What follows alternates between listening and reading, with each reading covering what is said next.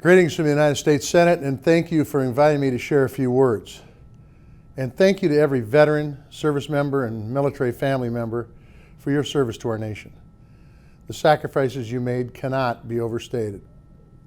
Well, it was just about a year ago that I started a statewide listening tour with Montana veterans and care providers about the challenges that you faced when accessing care at the VA.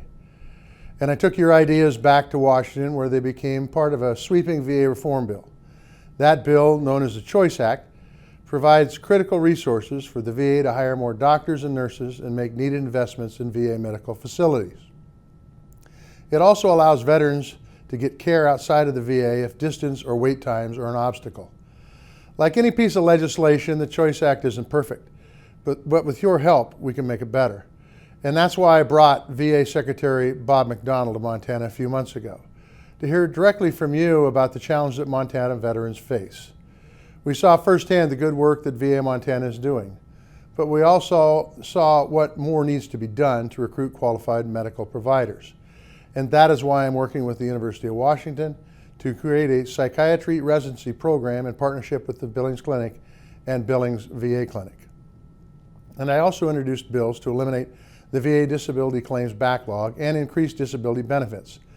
These initiatives will improve care on the ground in Montana.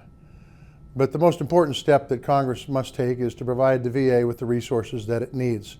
Unfortunately, like many other issues in Washington, party politics are getting in the way of doing the right thing.